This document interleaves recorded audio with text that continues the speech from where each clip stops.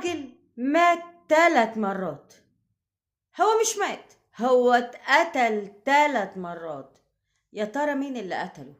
مين بشاير ومين أحمد ومين كامل؟ وإيه القصة الغامضة دي؟ أيوة، هي فعلا قصة غامضة، بس الحقيقة إنه اتقتل 3 مرات في وقت واحد. وده الجديد اللي محدش هيعرفه غير لما نصلي على النبي عليه أفضل الصلاة والسلام.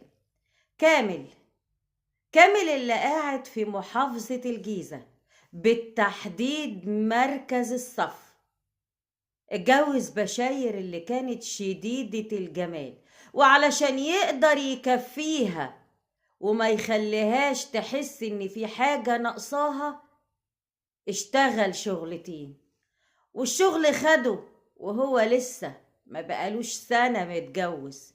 بشاير ابتدت تمل وتزهق وتقوله انها طول اليوم قاعدة لوحدها، وحتى لما بيجي ما بتعرفش تقعد معاه لانه بيكون تعبان، بس بيحاول على قد ما يقدر انه يديها حقها، بس مش مكفيها. بشاير عايزة حب وعواطف ورومانسية وراجل قاعد جنبيها ليل نهار. طب ايه اللي حصل وايه اللي جرى؟ كامل ليه اخ اسمه احمد، اصغر منه بكام سنة. كان على طول بيجي عند كامل وبشاير البيت. كامل كان بيعتبر احمد ابنه. بشاير واحمد كميتهم جات على بعض، بقوا يهزروا مع بعض ويضحكوا مع بعض، وبصراحة احمد خلى بشاير تشيل خالص من دماغها فكرة انها قاعدة لوحدها وملة، لحد ما الزوج بنفسه قال له: يا احمد، بشاير بتشتكي من الوحدة كتير، يابا كل ما تلاقي نفسك فاضي روح اقعد معاها وسليها، لحسن انا مش فاضي والشغل واخد وقتي وهي حاسة بالملل لحد ربنا ما يرضيها بأولاد. احمد ما كدبش خبر، قعدوا مع بعض وقربوا من بعض، والقرب ده كان كارثة كبيرة جدا. خلى احمد وبشاير مرات اخوه يعملوا علاقة غير شرعية. الاتنين بقوا زي المتجوزين. طبعا كل ده بدون علم كامل الزوج اللي كان شقيان وتعبان وبيشتغل وطافح المر علشانها، وكمان عنده ثقة في اخوه اللي مش هيخوض في عرضه ولا هيفكر في يوم يعمل كده. طيب وبعدين حصل ايه تاني؟ ولا حاجة. استمرت العلاقة وبطلت بشاير تقول لكامل ان هي زهقانة وطهقانة وقرفانة، وكانت هي واحمد عارفين مواعيد رجوع وخروج كامل، لحد ما كامل جه في يوم من الايام بيشتكي لاحمد اخوه: يا احمد، انا شايف بشاير متغيرة، انا بطلب منها حق الشرعي بتنفر مني، وتقول تعبانة ومش قادرة وبتتهرب. يا احمد، انت بتقعد معاها كتير، حاول وانت معاها وبتفضفض كده قول لها مالك قلب على اخويا ليه، ولا عاملة ايه مع اخويا. طبعا حاميها حراميها قالوا: لا، ازاي دي على طول بتجيب في سيرتك وعلى طول بتشكر فيك وعلى طول بتقول انك مكفيها وانك صعبان عليها من الشقة اللي انت فيه، يمكن يا ابني شايفاك تعبان ومجهد ومش عايزة تيجي عليك. قالوا: لا، مراتي بشاير متغيرة. احمد جري على طول قال لبشاير الحوار. قالت له: يعني انت عايز ايه، اديله حقه؟ قال لها: اوعي هزري، اطبخيله اغسليله، لكن حقه ده بتاعي انا، ما تدلوش حاجة، انت مراتي انا مش مراته هو البنك اللي بيصرف عليكي، لكن انت مراتي انا. طبعا بشاير اتنفخت وانبسطت، ده بيغير عليا، ده بيحبني، يا جماله يا حلاوته يا ليلته يا هناه يا سعده. المهم استمرت كده مع كامل جوزها، مطنشاه وهملاه ورمياه في العلاقة الحميمة، لحد ما كامل قاعد كده قال: لأ يا أحمد، أنا هراقب مراتي بشاير، أكيد هي بتخرج تقابل حد، او بيدخل لها حد يعمل معاها حاجة لانها استغنت عن العلاقة بتاعتي تماما، وكمان على طول تايهة وسرحانة ومش مركزة معايا. لا، مراتي على علاقة بحد. وهحاول اراقب التليفون. جري حراميها احمد، اللي هو حاميها حراميها، بلغها بكل ده وقال لها امسحي كل الرسائل والحاجات اللي على الواتس ما بيننا، وامسحي المكالمات وامسحي كل حاجة. انا كده كده بجيلك وبعلم اخويا والجيران عارفة. المهم قالت له طب افرض وهو بيراقبنا مرة احنا مش عارفين، ما هو مش كل مرة هيقولك الميعاد، يدخل يلاقينا على السرير، هيحصل ايه؟ قال لها معاكي حق، هيحصل ايه؟ ما احنا مش هيدينا مواعيد المراقبة. طب ايه اللي هيحصل؟ قالت له احنا لازم نخلص منه، مفيش كلام. هنخلص منه؟ والله معاكي حق يا بشاير، يبقى نخلص منه. وفعلا اتفقوا هما الاتنين انهم يتخلصوا من كامل. وجري احمد جاب لاخوه ابن امه وابوه السم اللي هتحطهوله بشاير في الاكل.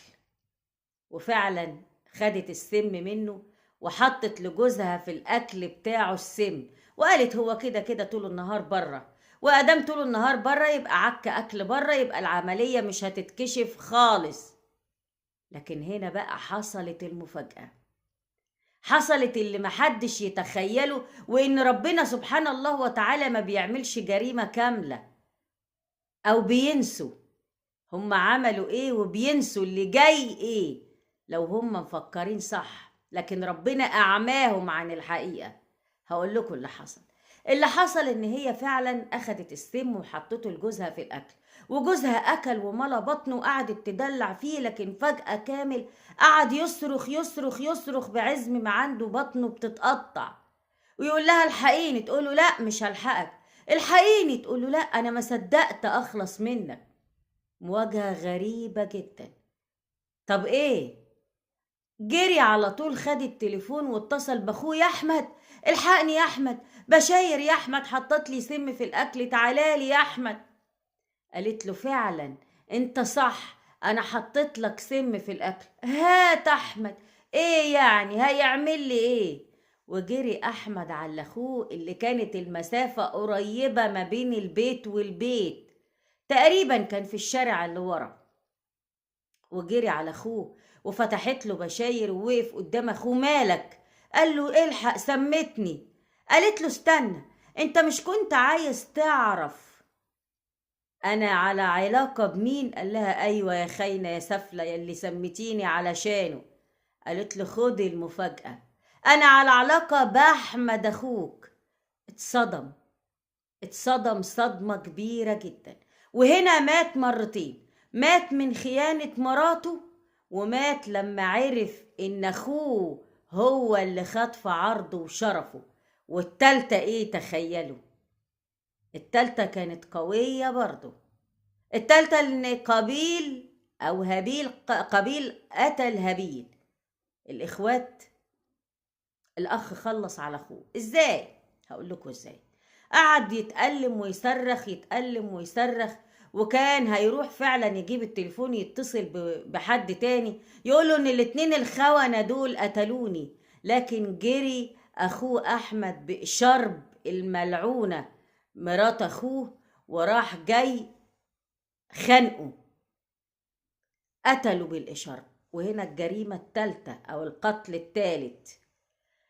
قالت له هنعمل ايه يا احمد؟ قال لها ولا حاجة، تعالي بقى نروح المستشفى ونقول اللي قاعد يصرخ من حالة التسمم، وانه كان بيصرخ قوي من بطنه، ونشوف المستشفى هتطلع تقرير ان في تسمم فعلا، وانتي قولي ان هو كان بره وجاي واكل ومرضيش ياكل. يعني عملوا فيلم كده.